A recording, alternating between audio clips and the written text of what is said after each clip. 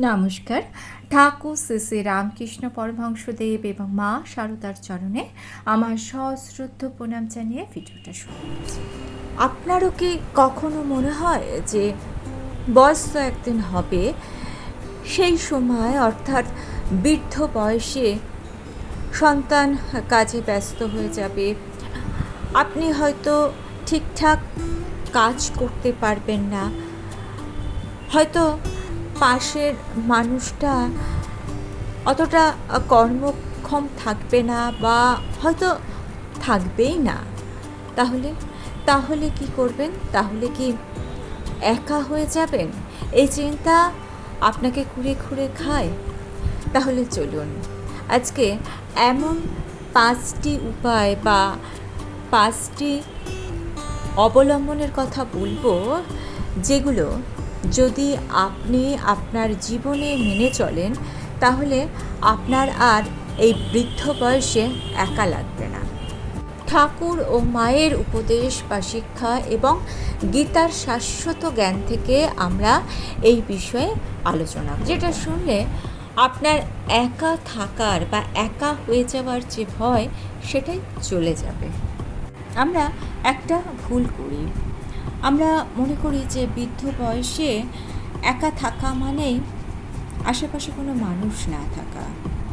ঠাকুর বলছেন, মানুষের ওপর যদি ভরসা করো তাহলে দুঃখ পাবে, আর ঈশ্বরের ওপর যদি ভরসা করো তাহলে শান্তি পাবে। এর মানে কি জানেন? এর মানে হচ্ছে একা থাকা নয়, মনে মনে একা হয়ে যাওয়া। অনেক মানুষ অনেক ভিড়ের মধ্যে থেকেও একা হয়ে থাকেন, আবার অনেক মানুষ একা থেকেও কখনো একা অনুভব করে না। বাইরের মানুষদের অর্থাৎ আশেপাশের মানুষজনদের দেখেই মনে করে ফেলে যে সে সকলের সঙ্গে আছে, সে একা নয়। আবার কেউ এই বাইরের মানুষজনদের, আশেপাশের মানুষজনদের গুরুত্ব না দিয়ে নিজের অন্তর থেকে একটা শক্তি অনুভব করে, আর সেই অন্তরের শক্তি দ্বারাই সে কখনো একা হয় না। আর এই অন্তরের শক্তিকে যদি আপনি জাগিয়ে তুলতে পারেন, সেই জন্যই রয়েছে 5টি উপায়।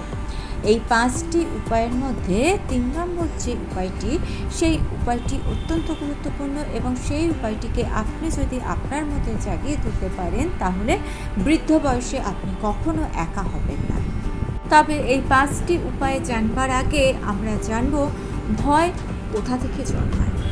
ভয় আসে অতিরিক্ত নির্ভরতা থেকে।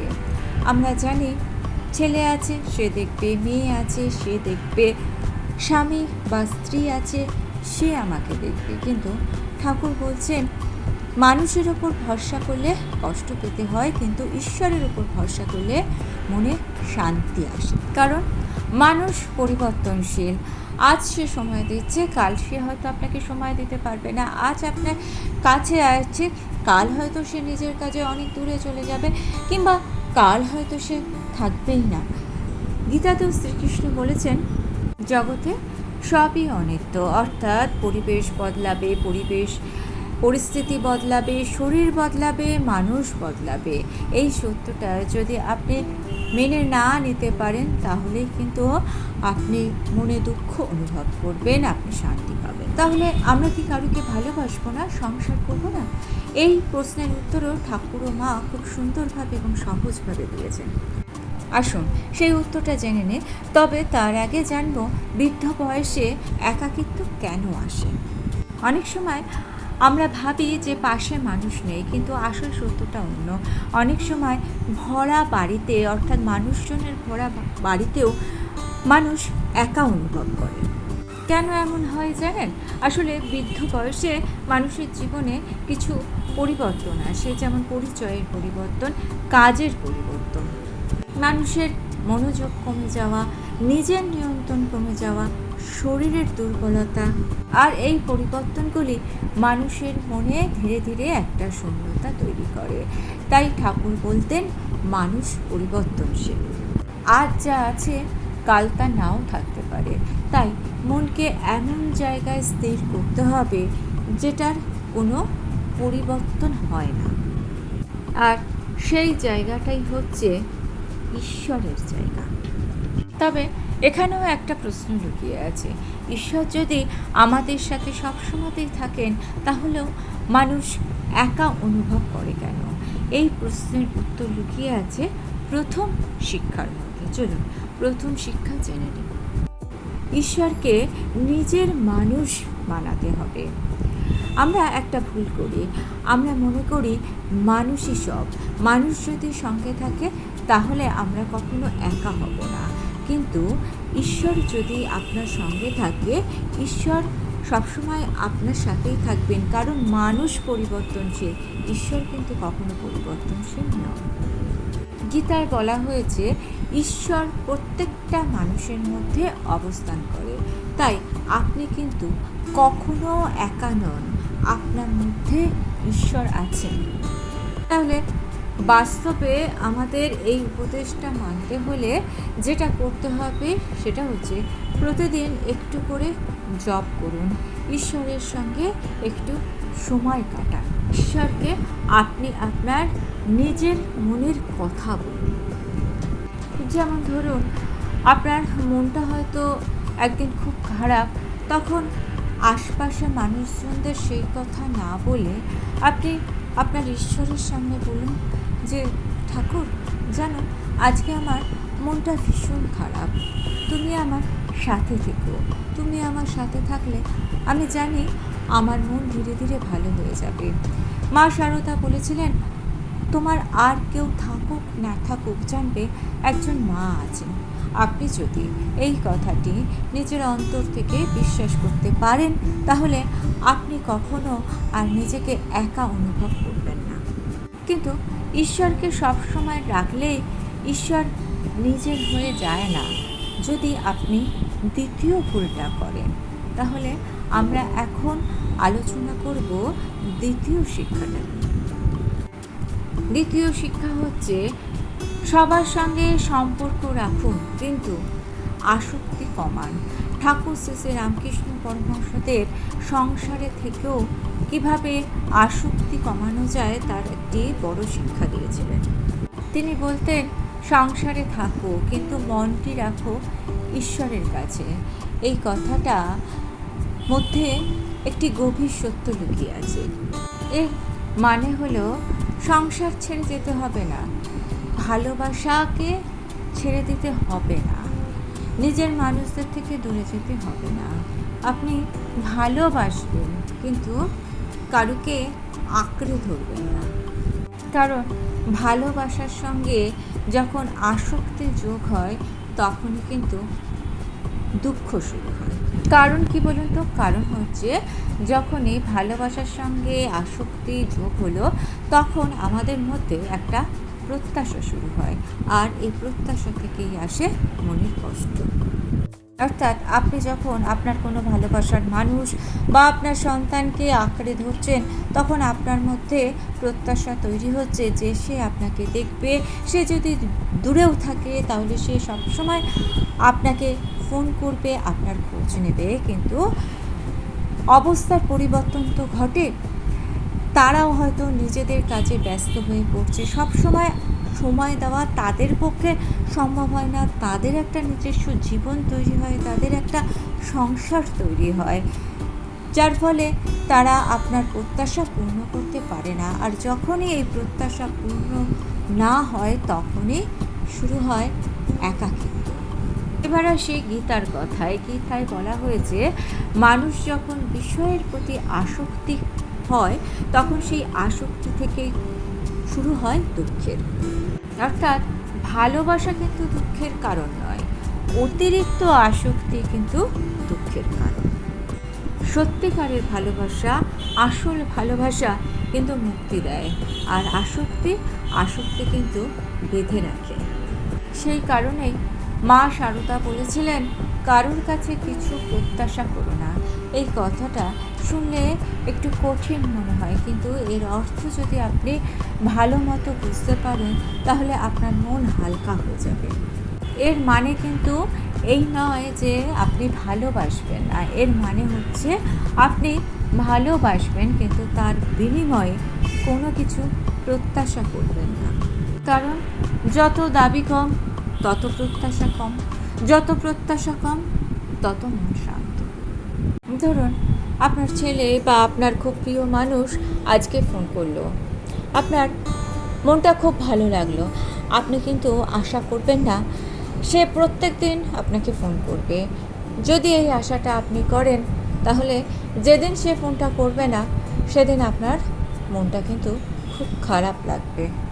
যদি এইভাবে ভাবেন যে কাজে ব্যস্ত আছে সে যখন সময় পাবে ঠিক তখন ফোন করবে, এই রকম যদি ভাবেন তাহলে দেখবেন আপনার মনে আর কষ্ট হচ্ছে না।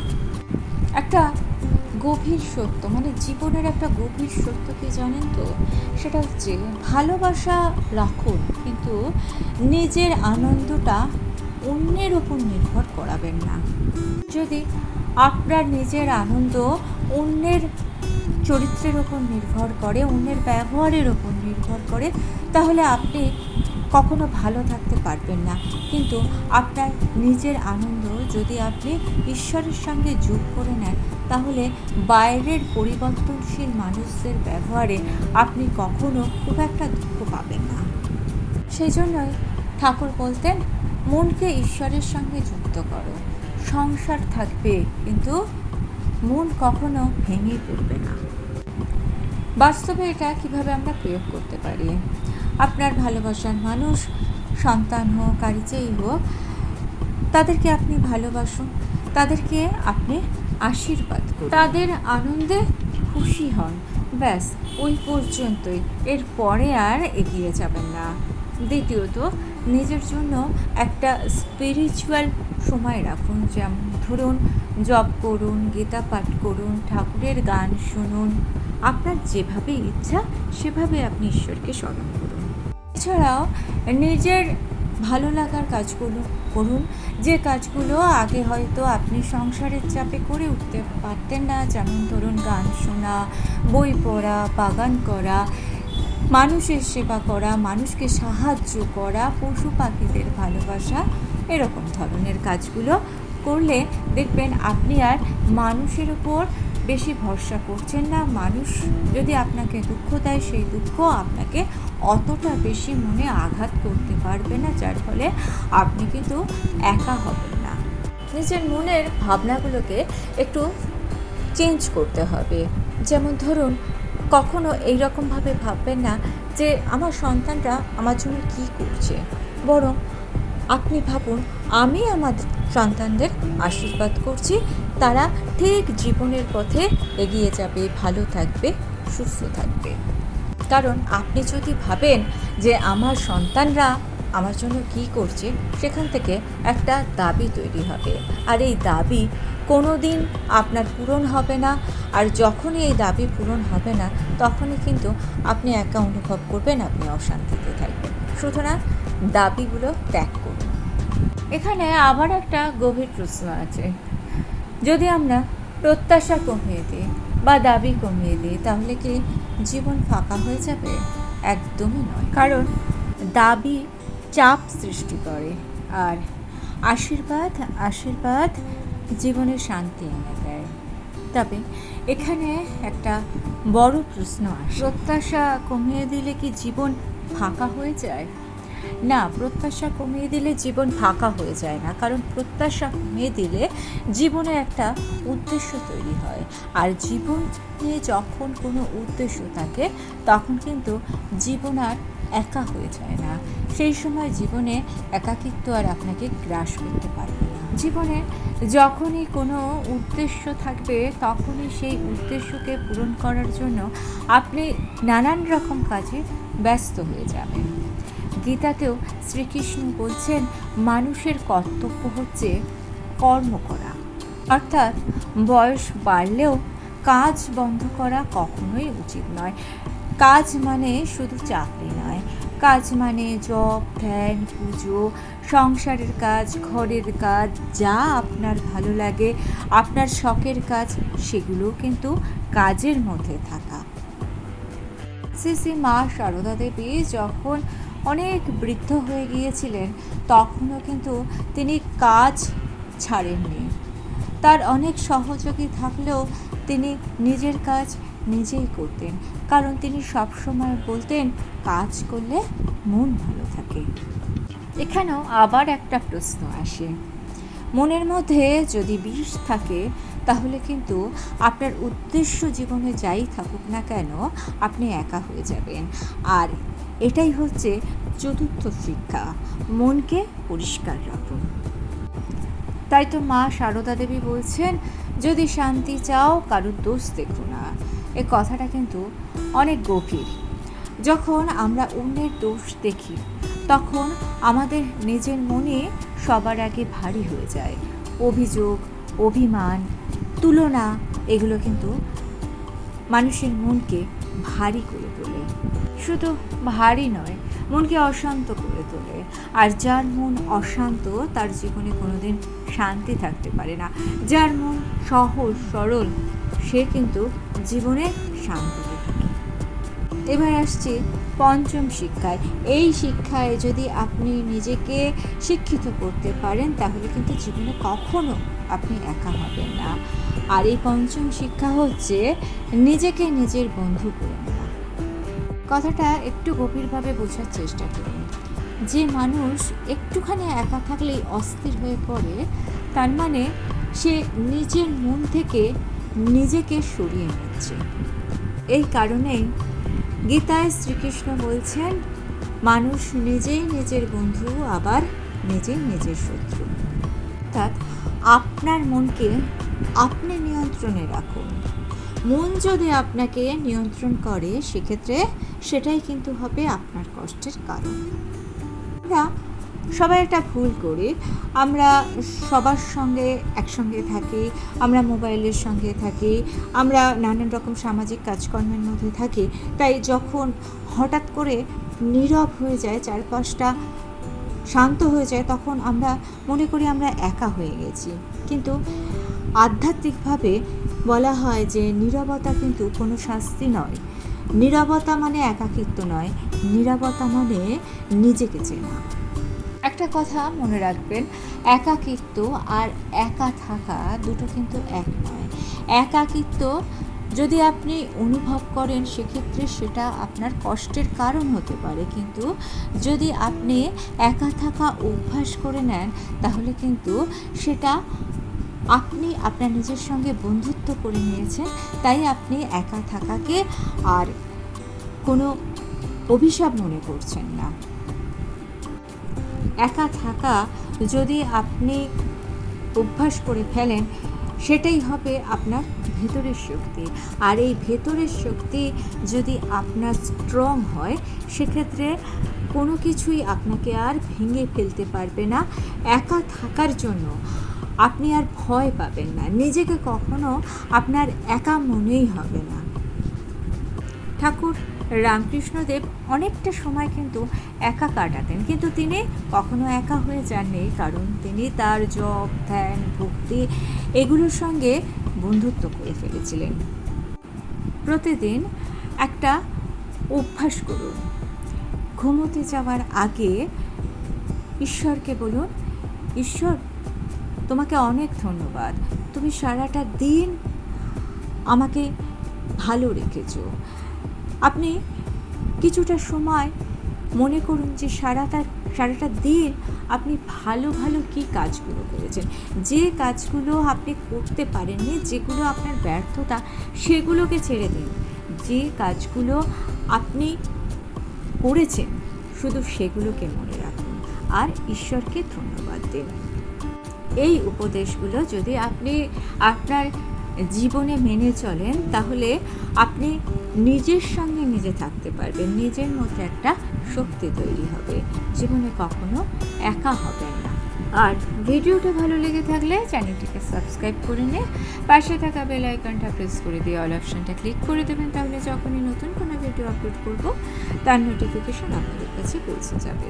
ঠাকুর ও মায়ের চরণে প্রণাম জানিয়ে আজকে এই পর্যন্তই। Thanks for watching.